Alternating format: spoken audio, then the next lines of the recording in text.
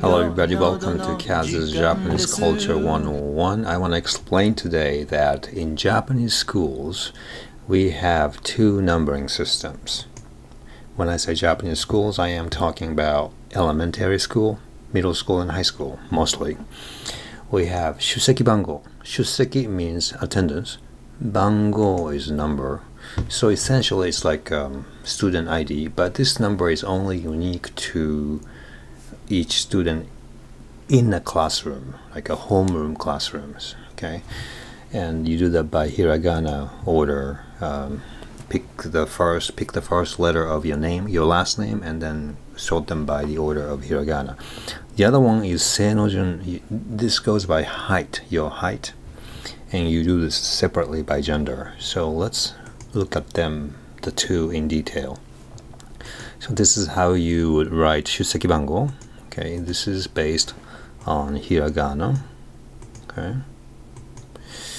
Example, imagine that, this is just for a hypothetical demonstration, okay? Imagine that you have only 3 students in your class, usually, homeroom class. Imagine there's Ishikawa, Tanaka, Watanabe. Ishikawa would be shusekibango 1ban, Tanaka would be 2ban, 2, and Watanabe would be 3ban, 3. Because E, the first letter of this name, is close to the top of hiragana. A, I, U, E, O. So E is the second one. So that's why this kid will get number 1. Tanaka is somewhere in the middle of hiragana sequence. Watanabe, W is really close to the end. Actually, it's essentially the end of hiragana because the only one that's after wa is N. Okay. Now, there's some gender issue here. So, I hear that today you just mix boys and girls and just sort them by the order of hiragana. But when I was in school in 1970s and 80s, teachers would start from boys. So, if a girl's name is Ishikawa and there's already 20 boys, her shusekibango would be 21. Okay. There's some tricky gender issue there, I think, because it kind of imposes the notion that boys should come first. Anyway, today it's a little different. And you use shusekibango for official occasions such as midterm and final tests. You have to sit by the order of shusekibango. Okay. Vaccine shots is another one. In Japan, you get vaccinated at school, I think every year.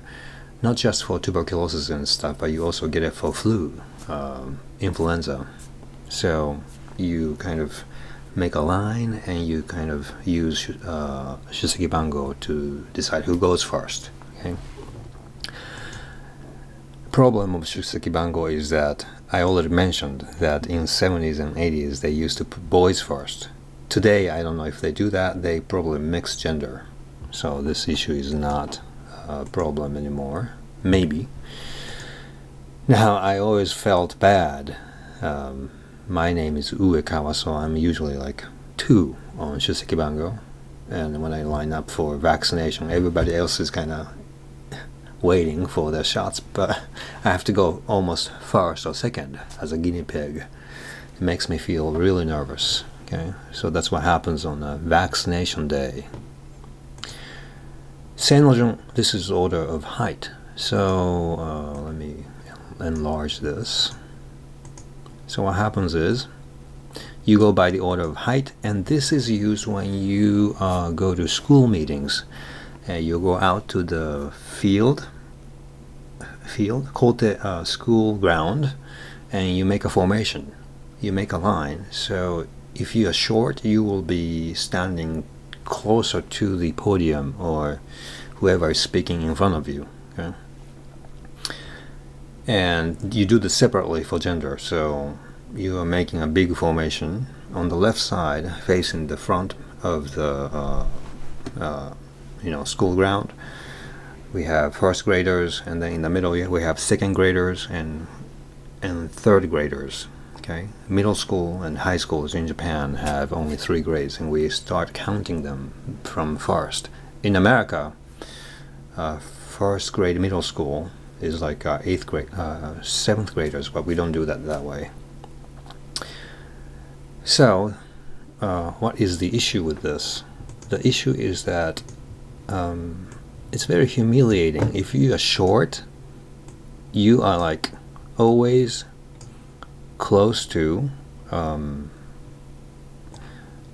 whoever is speaking at the podium, right? And everybody knows that you're short. I mean, it's obvious that when you're short, but it's very humiliating. Once a week you have a school meeting on the school ground and you're always there and everybody's looking at you, right? So, and another problem is hayamare issue.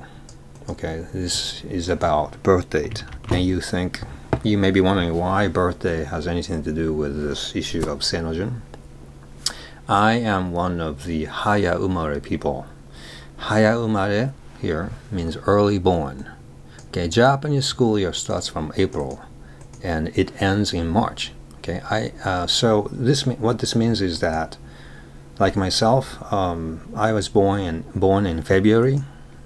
This means that kids who are born in January, February, March are younger than the rest of students, right? Because school year ends in March.